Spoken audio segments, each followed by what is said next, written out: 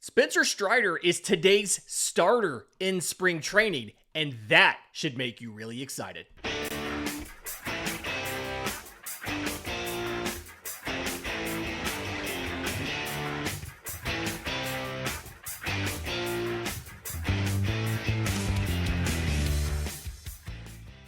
Yes, welcome on in to Braves Today for Monday, March 17th.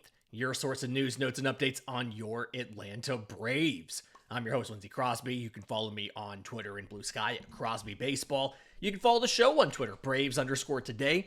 We have a Facebook page and Instagram as well. And you can find all of my written work, BravesToday.com. That's the Braves Today Substack, as this is both a podcast and a newsletter.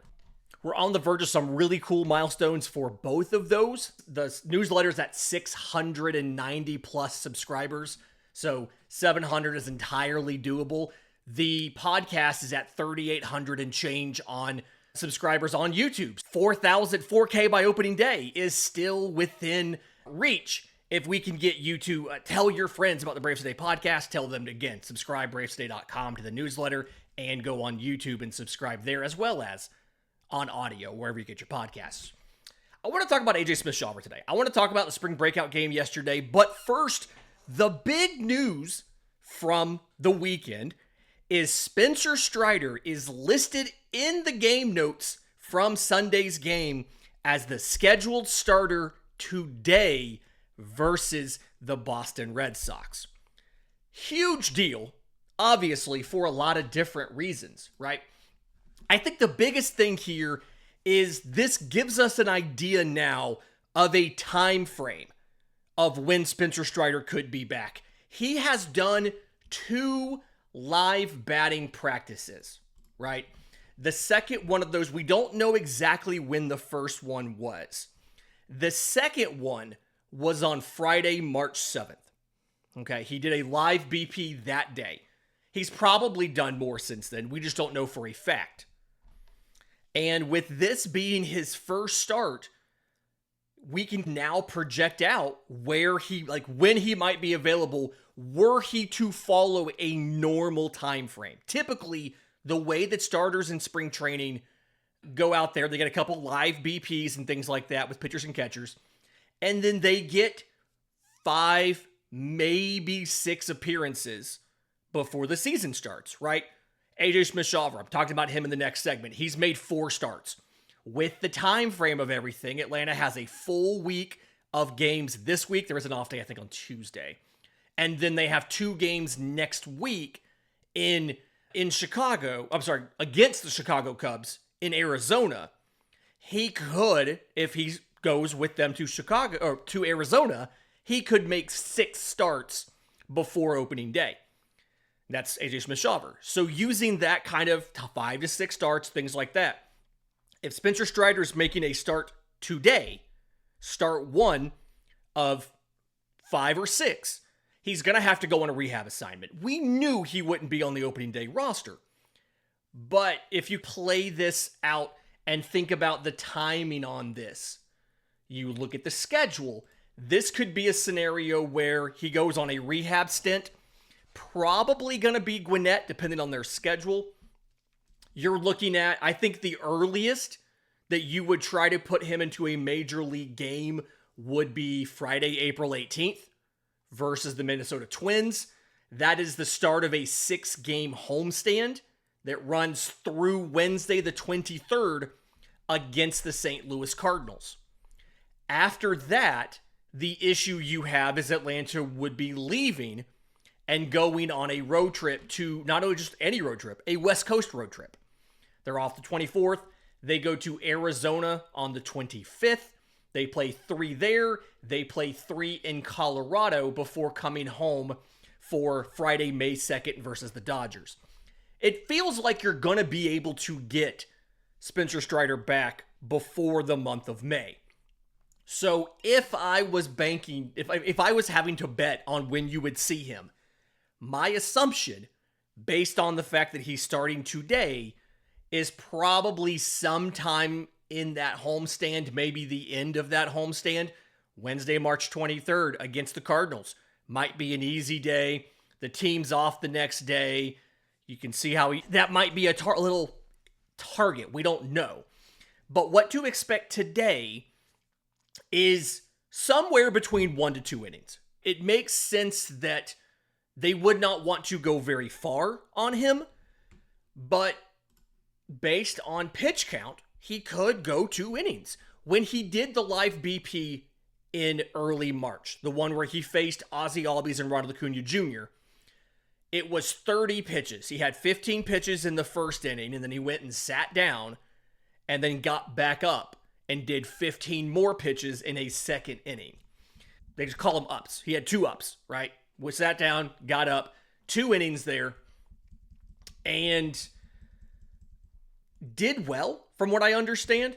I feel like you're looking at mid-April when you could see Spencer Strider back. And it's going to cause some really interesting conversations, because if you think about, as of now, the configuration of the rotation, you're locked in to Chris Sale, you're locked into Ronaldo Lopez, you're locked into Smith-Shawver. After that, Grant Holmes, I'm presuming, is your number 4. Ian Anderson, I'm presuming, is your number 5. We'll get to that later. So when you add Spencer Strider, there's a need to move someone to the pen, and you're going to have options. Grant Holmes has done it in the pen. Do you send him back there and say, we're going to use you when we need a 6th starter, let you be a long man otherwise? Do you move Ian Anderson? We'll see what happens based on performance of all these guys their first couple times through the order. But either way, I'm torn on what to expect from Spencer Strider. Because one of the big things we have to remember is his workload last year was not very high at all, obviously. He made 2 starts and then missed the rest of the year. And so I don't know how likely it is to expect him to make a normal schedule of starts. He's not going to pitch 162 innings, qualify for an ERA title. That feels unlikely. But what is reasonable? Is 120 reasonable? Is 140 reasonable? Are we going to be lucky to break 100? I feel like normally I would err on the side of being lower on that, but it's Spencer Strider. And we know what his work ethic is. We know how in shape he is. We know how hard he works to get ready.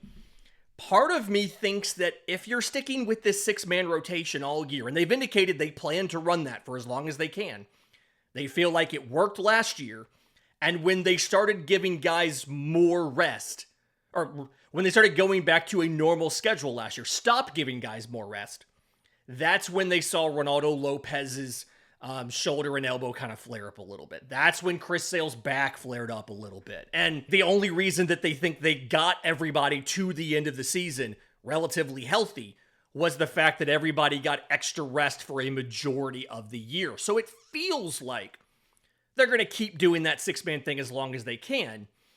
I'm really curious to see how that works with Strider and what that means for his workload.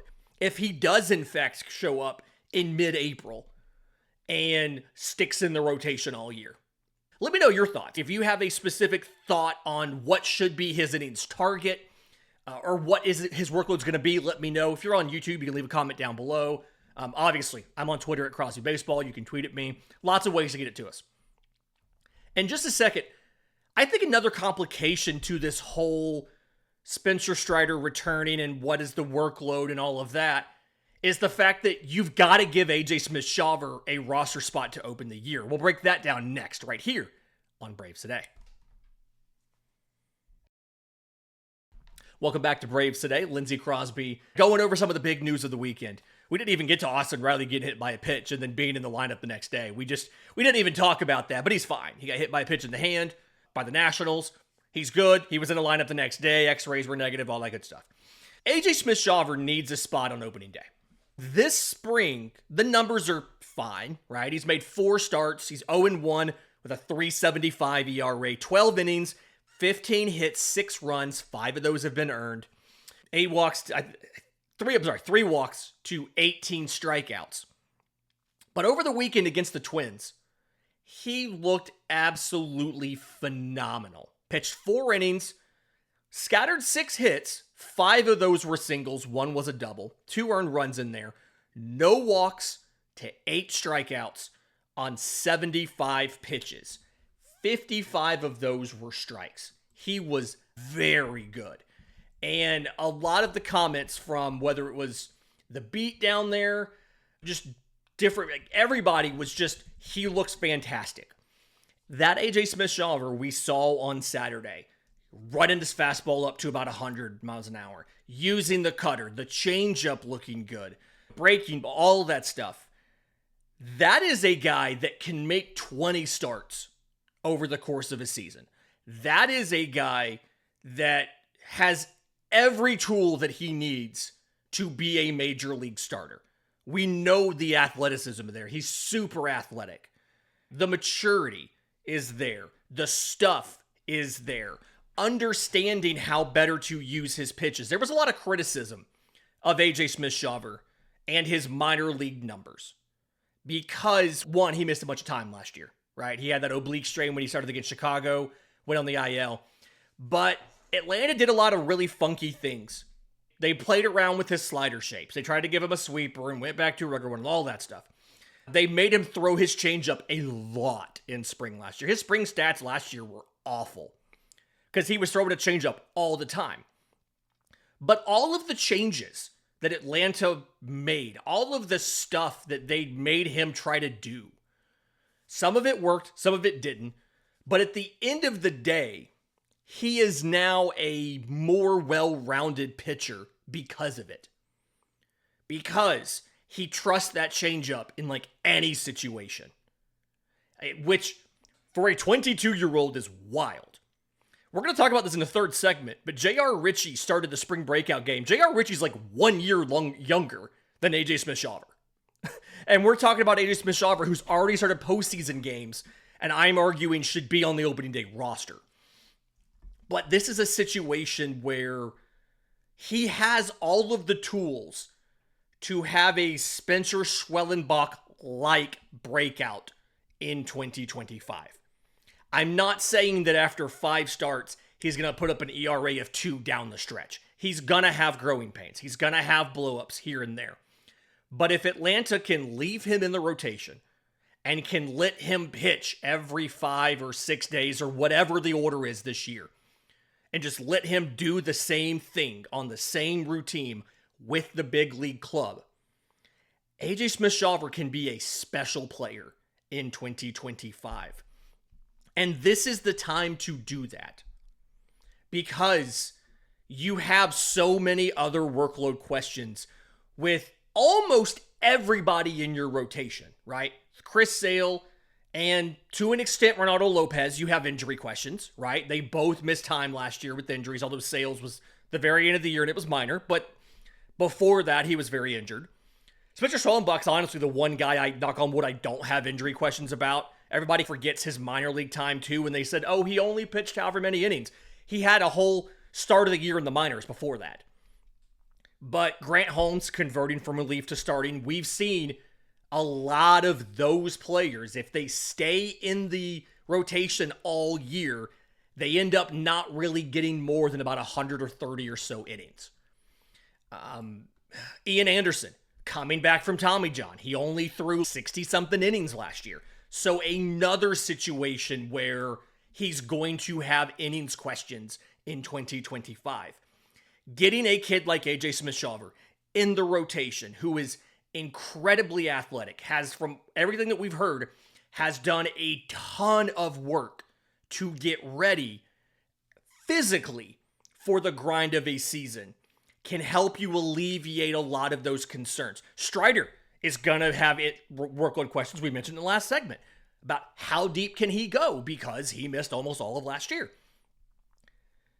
Finding a way to do a 6-man rotation with AJ Smith-Shawver in it is going to, at the end of the day, be a very smart decision by the Atlanta Braves because it can help keep the workload down on some of the other veterans so that they're available and healthy when we get to October. But then also, it would allow him to stay on the same schedule, facing major league hitters in games that matter and getting better, getting that learning curve out of the way now versus having to do that late in the year, in the postseason, whatever, right? And some of the moves that we saw made on Sunday cleared the way for that to happen. The Braves sent 6 players down on Sunday, 4 in the morning, 2 more in the afternoon after that game was over. Now, the afternoon guys don't impact this. Connor Capel, the outfielder, Garrett Cooper, the infielder. They don't impact that. But the morning ones, Kirk Casale, Jake Marisnick. Kirk Casale is an XXB free agent. He can opt out if he wants to. And then lefty Jake Diekman and righty Buck Farmer. And those were really surprising moves to me because I thought Farmer and maybe Diekman would both make the opening day rotation. Or the opening day bullpen, right? We talked about you had 3 buckets of guys you were looking to put in there. You were looking for a third lefty, and I thought Perdomo could possibly start on the IL doing a rehab stint, and you could keep Diekman. You were looking for some sort of veteran righty.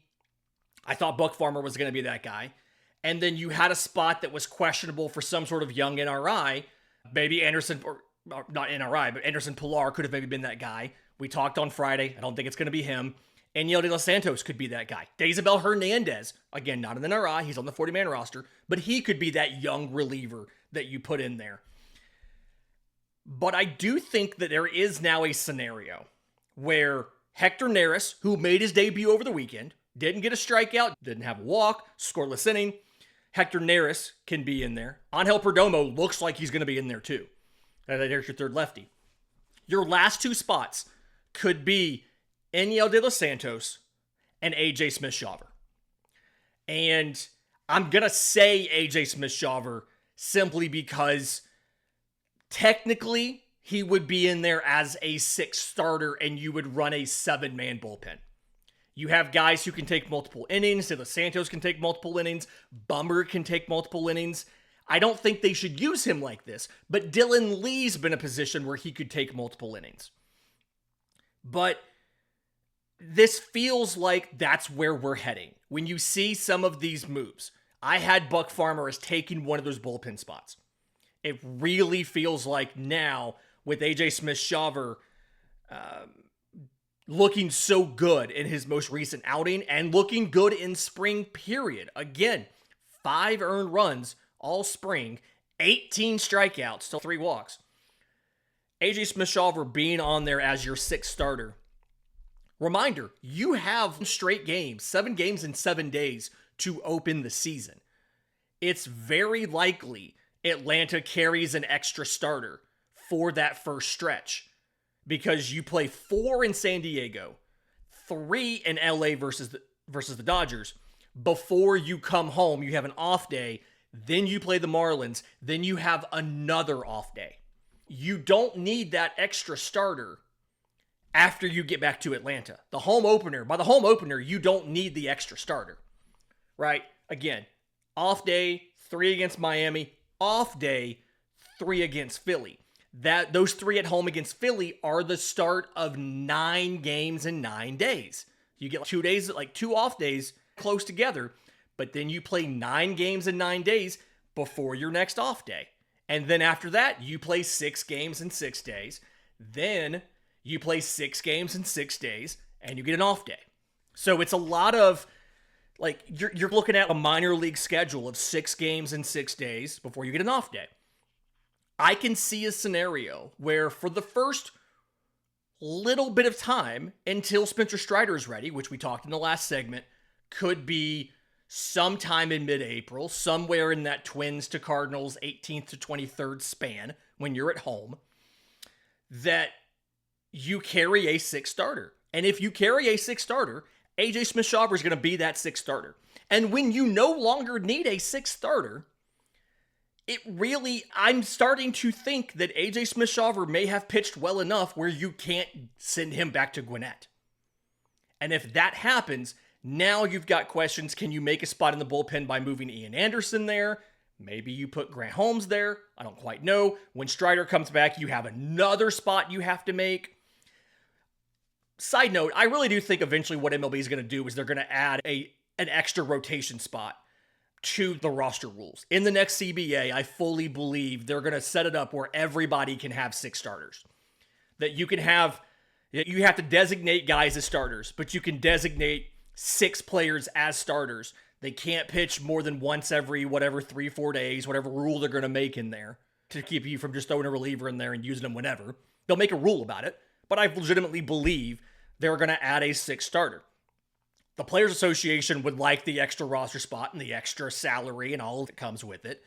The owners probably would see that as an opportunity to keep innings down, maybe keep some guys healthy, but keep strikeout totals down and things like that, which means they hope they could save a little bit of money in free agency. Everybody has different motivations, but it makes a lot of sense. And I feel like that's where we're going.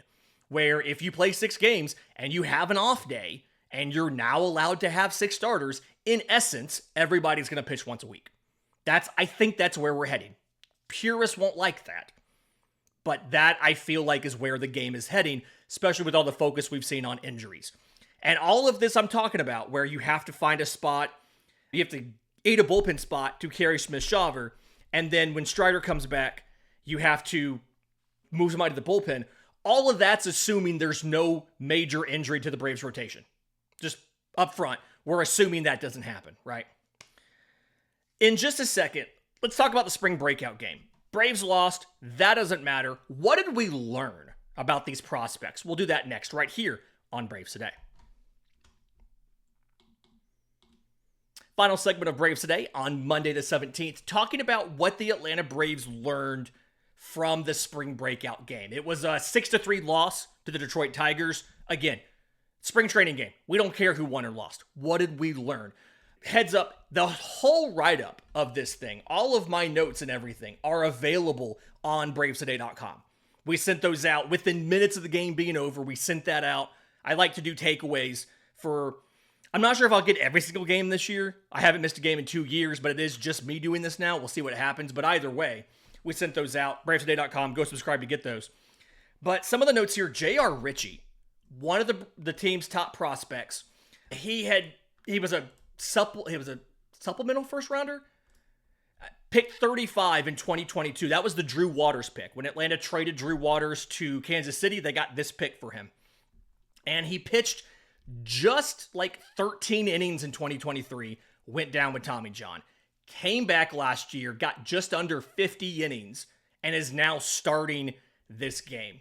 I thought he was sitting in the upper 90s. He touched 99 pretty early in the game. First inning, he took down Max Clark. He took down Kevin McGonigal. He took down Thyron Lorenzo. The 3 top position player prospects for the Tigers. It was a fly-out strikeout. The slider looked to be a little bit better than he had shown in the minors last year. Little bit crisper, right? He still had a little bit of an issue with his stuff dropping off towards the end of the outing.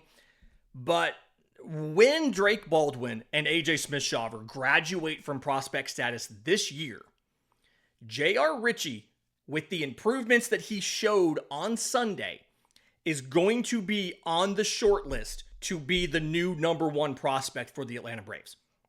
If he can go to high A and look like he looked in this game, and then move to double A, and do this in Columbus too, right? Do it in Rome for the Emperors, do it in Columbus for the Klingstones.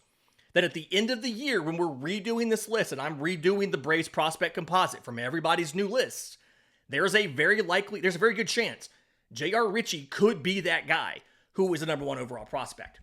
John Gill, the shortstop, situation here, he's listed 6'1", 175 on Baseball Reference. He is bigger than that. He has put on some size. He's stronger now. It looks like he still kept the speed. He beat out an infield single, hit the ball up the third base line. Third baseman, I actually think it was Kevin McGonigal, got it just in the grass behind third base, had to make a long throw. Gill beat it out. Looks like the speed is still there. The defense was really smooth. I watched him start a double play. Looked really good. He is probably the best infield defender in the system right now. John Gill is probably the best shortstop, the best infield defender in the organization. He's still a little inexperienced, right? He was 18 last year. He got backpicked by Max Clark in center field. He was on first after that he beat out that grounder. Luke Waddell laced the ball up the middle. He took a big turn at second base, and Clark threw behind him and got him. They backpicked and got him at second base, and he was the last out of the inning. And then he left the game later in the sixth. The lower body injury, I don't know if it was a cramp, if it was a hamstring strain, whatever. I'm not quite sure what it was. I don't think they said it on the broadcast either. Something like this happened to Isaiah Drake last year, the outfielder, the super speedy young outfielder. His, I think, was just a cramp. So could be something like that. I don't know. Was impressed with John Gill. Garrett Bowman was drafted at 6'8", 245, but was throwing like 93, 94 last year. Yeah, no, he popped a couple 100-mile-an-hour pitches against the Tigers. Now, he was overthrowing. He was throwing as hard as he could, so the control backed off. He had a couple walks in this one.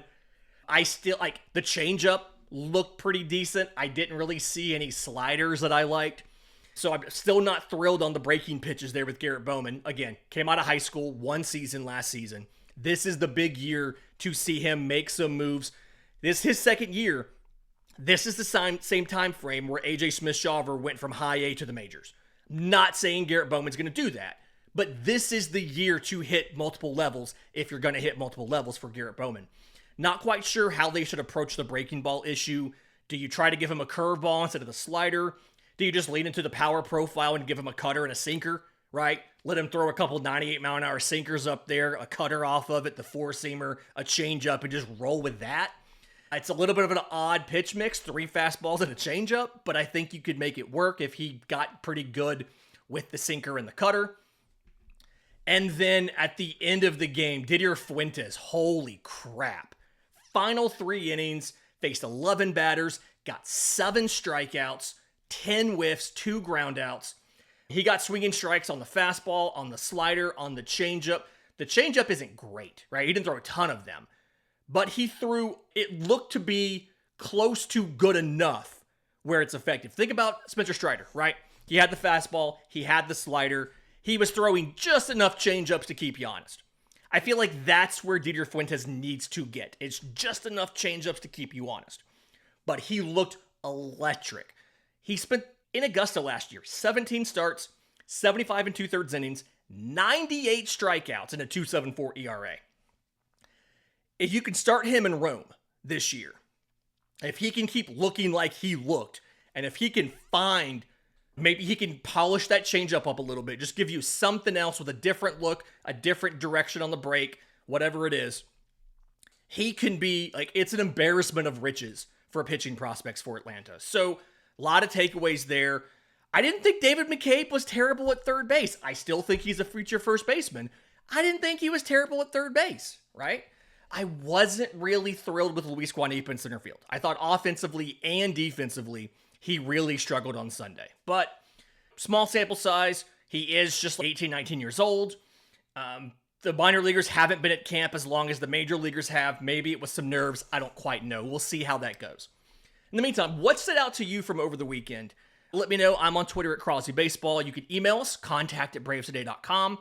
And then do us a favor. If you're on audio, subscribe wherever you get your podcast. Leave us a 5-star review on the podcast app of your choice. If you're on YouTube, subscribe to the channel. Hit the notification bell so that you get not only every episode, but the press conferences that we get video for from the organization, whether it's pitchers, whether it's Brian Snitker, Alex Anthopoulos.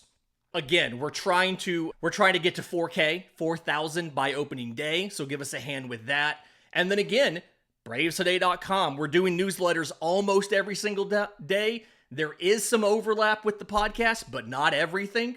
So go check that out as well. It is free, although you're obviously welcome to do a paid membership. Until next time, this has been Braves Today.